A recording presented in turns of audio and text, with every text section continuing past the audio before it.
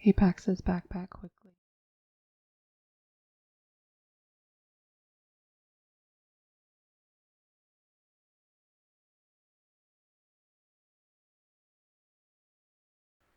Cheers, Midoriya crowed, lifting his glass high in the air.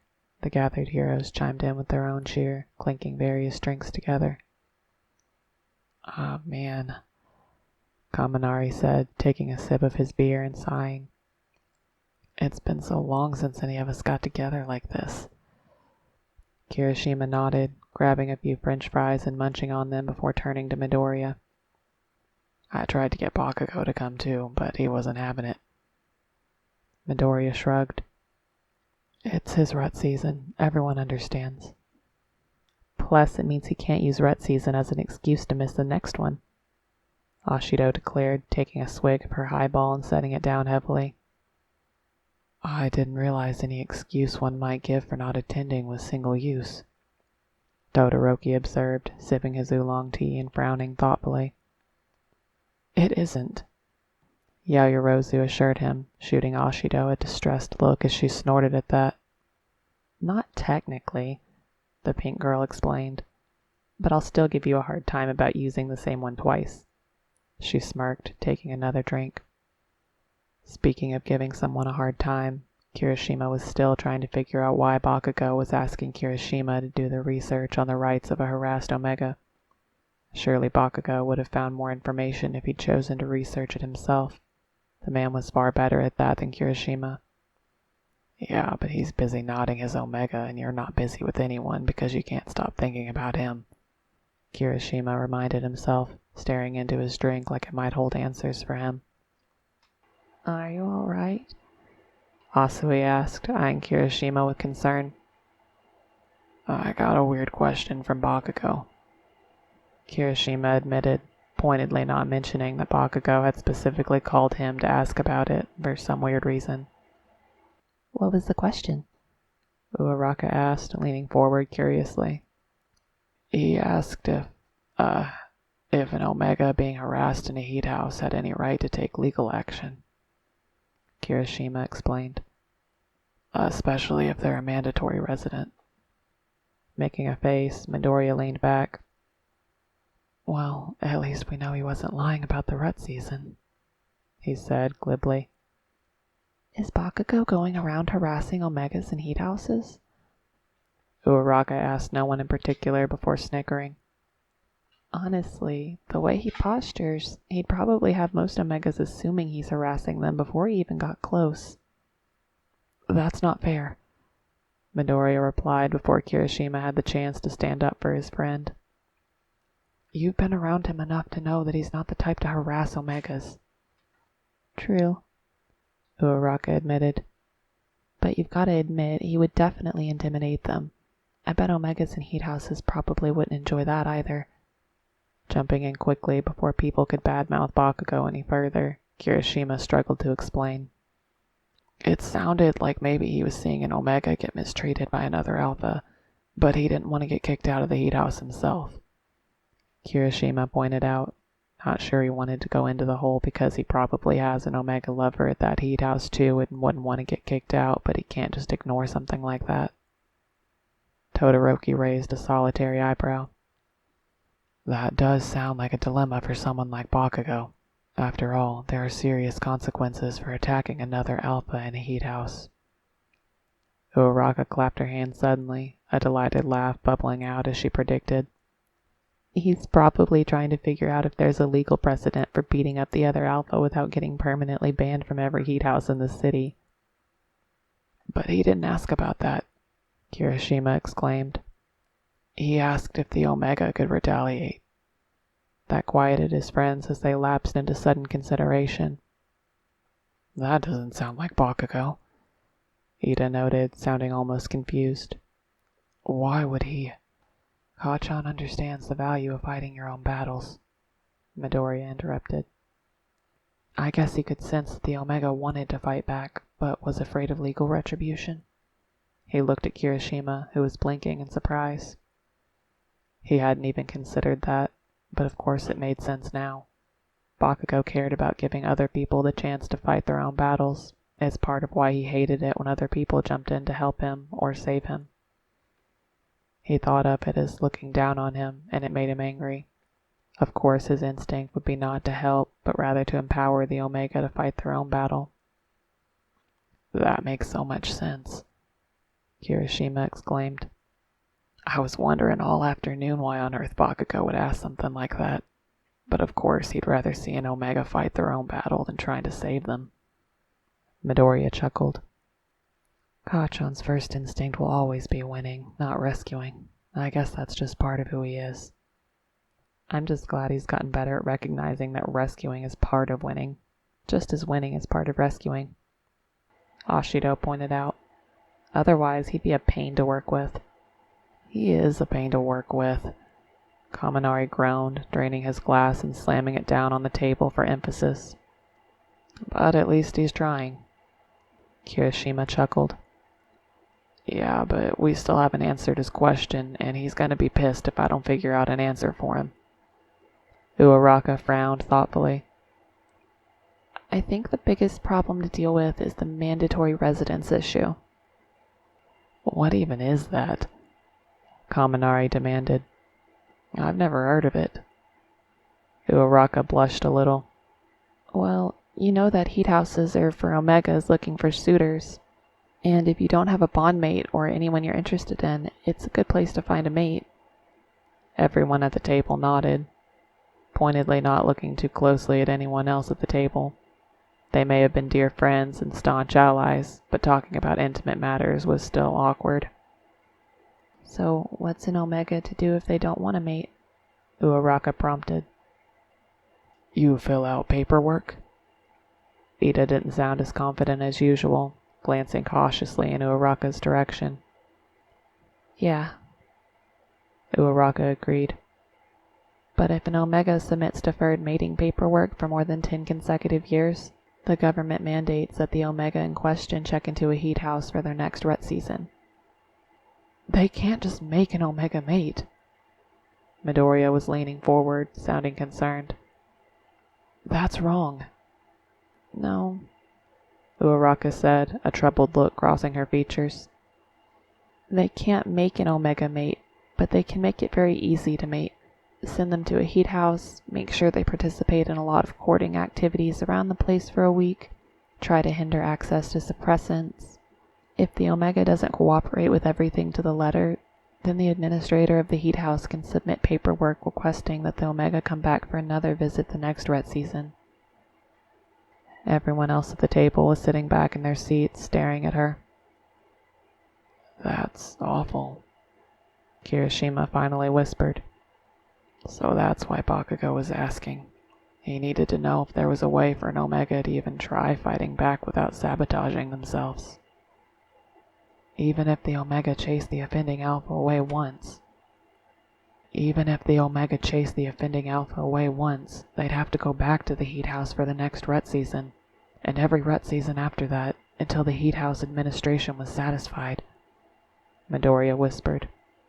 They'd have to keep facing the Alpha who harassed them, again and again. Their hands would be tied, Uraraka verified. It's pretty terrible to think about. You're not going to... you'd tell us if you were slated for mandatory residence, right? Midoriya asked Uraraka, turning to her with a look of concern. Yes, Deku, she replied, shoving his shoulder fondly. But you don't need to worry about that for at least another 10 years. She added a slow wink. It took a moment for the message to sink in. When it did, Midoriya stiffened, his face turning bright red. Oh no, I shouldn't have presumed.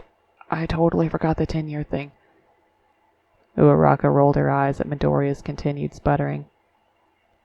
But we still haven't answered the question being asked here, she reminded the group, a small frown creasing her brow as she continued. Is there anything an Omega can do about harassment if they're a mandatory resident? Katsuki stood outside the door to the parlor, cursing internally. He was this close to going in, exploding the whole place, and just leaving this whole damn mess behind him. But his career, his life, he couldn't walk away from it. Not that easily. And especially not because some fucking handsy alpha assumed that he could get away with whatever the hell he wanted to simply because Kotsky was an Omega. The very idea of it made him want to spit. How dare he look down on him like that? It was mind-boggling. If he weren't in a fucking heat house, he could have snapped him like a twig. He didn't even need his quirk to do it. The man was pathetically small. You know better than to underestimate someone based on appearance, he reminded himself. You're ground fucking zero. Don't let this asshole make you forget that his size is irrelevant in the situation. He's still an opponent, just not the sort you're used to. With a sigh, Kotsky pushed the double doors open, entering the parlor. It wasn't totally private, though it was far less busy than the socialization room downstairs. A few couples sat together in scattered seats around the room. Some sat stiffly, discomfort radiating off of them, while others seemed very interested in each other. Bakugou had barely made it 2 steps through the door when he felt a hand settle on his arm.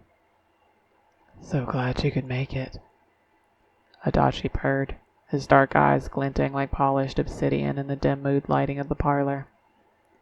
Kotsky, he added, the name rolling languidly from his tongue like he had savored the feeling of it in his mouth before tossing it into the air between them.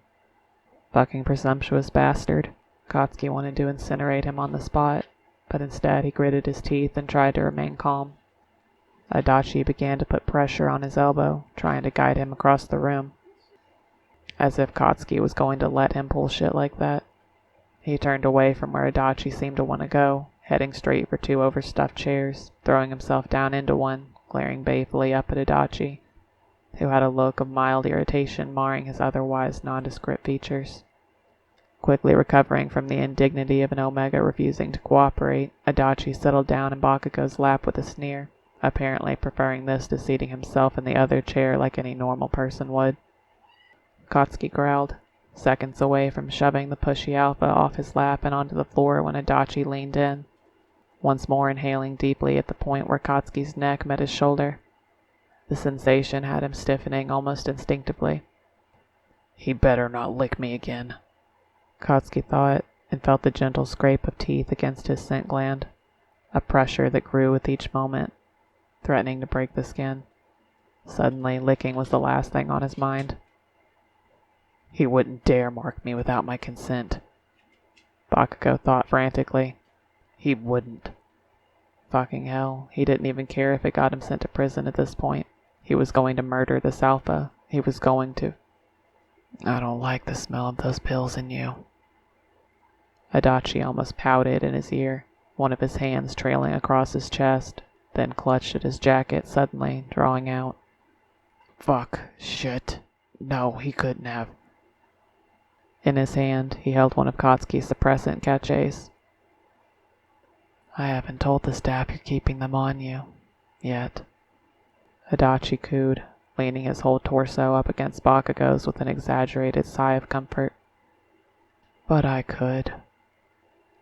He mimed crushing the pills in his hands, and Bakugou flinched instinctively, immediately cursing himself for betraying valuable information. Adachi had just verified that Kotsky needed those pills, that they were important to him, and he didn't want them to be taken away or destroyed. Adachi chuckled in his ear, tucking the pills back into Kotsky's jacket and patting the inner pocket almost patronizingly. Slowly grazing the tips of his fingers along the swath of Kotsky's chest and up the side of his neck, Adachi's touch sent a shudder curling involuntarily down his spine. Fuck, he hadn't even known he was sensitive there, until this fucker had started pawing at him. Don't worry, Kotsky, Adachi murmured, then dropped his voice even lower, his breath ghosting across his earlobe. If you'll be a good Omega for me, I won't tell, I promise. He leaned back, his boring face twisted with an expression of such pure spite it sent a tendril of anxiety warming through Bakugou. Adachi knows what he's doing, Bakugou realized, the thought making him even more uncomfortable than the weight of the alpha sprawled all over him. He's done this before, probably countless times. A sudden fury took hold of him at that. Adachi had picked Kotsky because he knew Kotsky had suppressants. wanted to keep taking them for the duration of his visit, and couldn't count on the staff to supply him with more if he requested it. Oh shit. Bakugou's dismay ran through him in a shudder. Not only has he done this before, he specifically targets mandatory residents. I'm fucked. So you all really expect me to tell Bakugou that an Omega's best option is to find another Alpha who's willing to help? Kirishima glanced around the table, disappointment causing his shoulders to slump. You won't like it, he added, a note of warning in his tone. Restraining orders are only used for acts of violence or death threats, Ida reminded him for the third time in as many minutes. Technically speaking, harassment isn't illegal. Midoriya spoke up after that, his voice heavy. If it got really bad, you might catch the Alpha with a forced indecency charge, but... The usual cheerful gleam in the young man's green eyes seemed to dim. It's hard enough to prosecute for rape. Trying to get an Alpha with an indecency charge would be even harder, especially somewhere like a heat house. Kirishima stared down at his phone bleakly. I'm gonna have to tell Bakugou to choose between his Omega and another Omega's safety, he realized. That's not gonna go over well. I guess I'll tell him it's hopeless, Kirishima said, not making a move to text his friend just yet. Isn't he at the heat house for rut season, though? Uraraka asked. He could just stick close to the Omega. She frowned. Except Bakugou's not exactly a comforting presence. Understatement of the year, said the myriad glances cast around the table.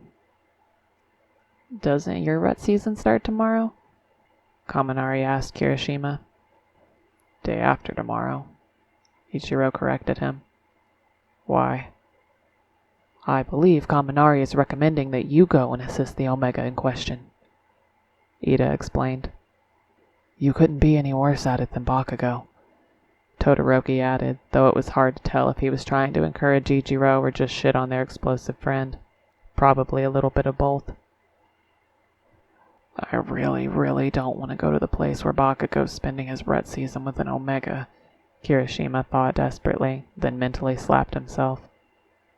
This Omega needs help. I'm supposed to be a hero. I can't let my emotions keep me from doing what's right. I guess I could text Bakugou and tell him our idea, but maybe he doesn't want me barging in on his rut season. Another flurry of exchanged glances darted between the gathered heroes before Midoriya finally ventured. I think if anyone could crash Kachan's rut without being verbally eviscerated, it would be you. He shrugged sheepishly. It can't hurt to offer, at least.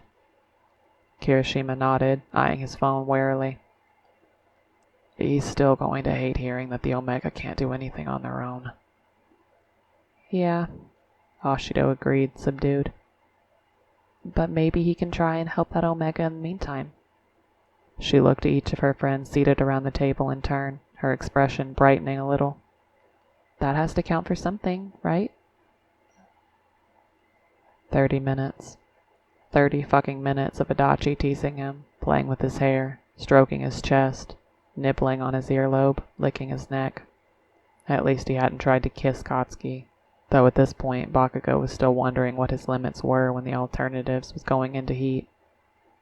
He couldn't give up his suppressants, no matter what Boring Face did to him. He hadn't gone into heat for a whole fucking year. Most Omegas abstained for a maximum of 6 months, and his doctor was constantly warning him that putting off an essential biological function for such an extended period of time could cause his heat to be more overwhelming. His doctor was not prone to exaggeration. Bakugou had experienced the sheer mindfulness to which an unsuppressed heat drove him. If he went into heat here, he would end up mating any Alpha, the first fucking Alpha to walk in the room. The very idea was horrifying. If he wasn't in control of himself, how could he be sure that the Alpha he ended up with wouldn't take advantage of him, of his heat, and not him, or even impregnate him? What if the Alpha marked him, bit him, or tried to bond with him? Those were all things he craved in the throes of passion when his heat took him, things he would fucking regret as soon as he was back in his right mind. He didn't want a fucking Alpha, he just wanted to be left alone. Having less than gracefully extricated from Adachi's smothering attentions by an uncomfortable-looking staff member, Katsuki fled the parlor like his ass was on fire. He made it almost 20 steps before remembering the staff person had mentioned dinner and dug out his stupid laminated schedule. Sure enough, it was apparently mealtime for him. With a low growl, Katsuki stomped down the hall. He didn't fucking know where the cafeteria was, but he was certain he'd come across someone before long. Unfortunately, the man he found was one of the last people he wanted to see. Bakugou, was it? Distinguished Scarecrow nudged at the glasses perched on his nose, gazing down at him with a flicker of interest in his gaze.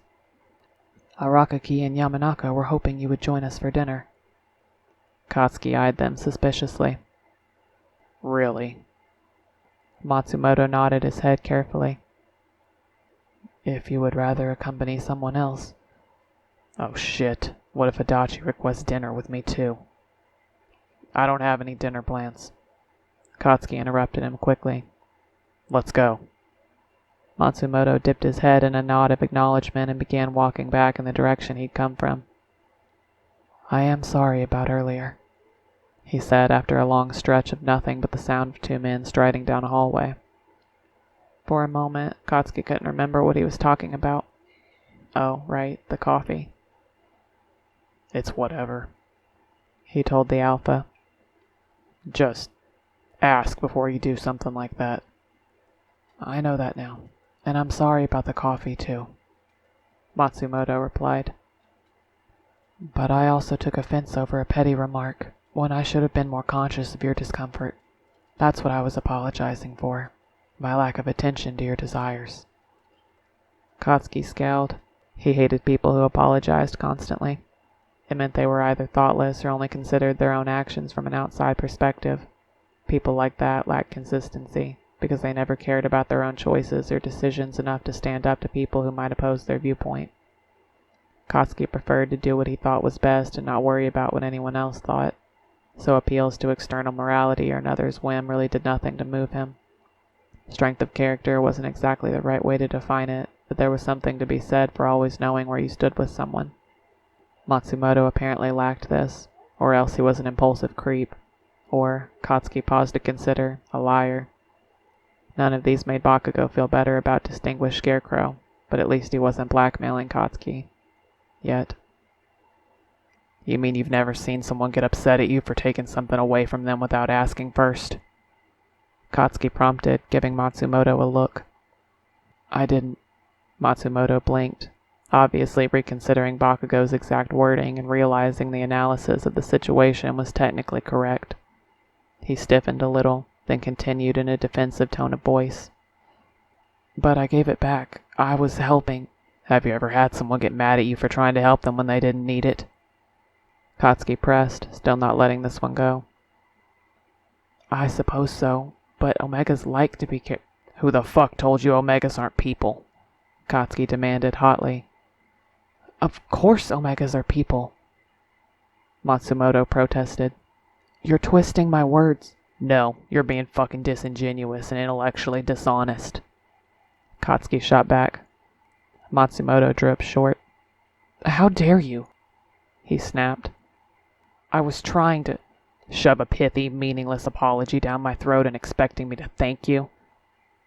Bakugou challenged, crossing muscular arms over his broad chest and leveling a stare that could melt through solid steel in his direction.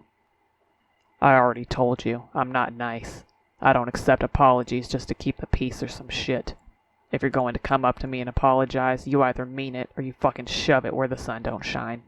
Because I don't want to fucking hear it. I don't care. Matsumoto took a shallow breath, eyes wide behind the wire rims of his corrected lenses.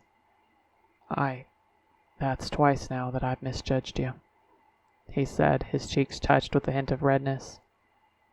You're not like most Omegas, Bakugou. You're a mandatory fucking resident, Bakugou told him sharply. That's all, not special, just tired of this shit. Matsumoto nodded, appearing thoughtful. Understood. Will you still be joining us for dinner? Katsuki sighed. Only if you promise not to apologize again. Matsumoto resumed walking down the hallway. "You have my word," he said magnanimously. "For whatever that's worth," Bakugou thought skeptically, rolling his eyes as he followed the tall man down the long, empty hallway.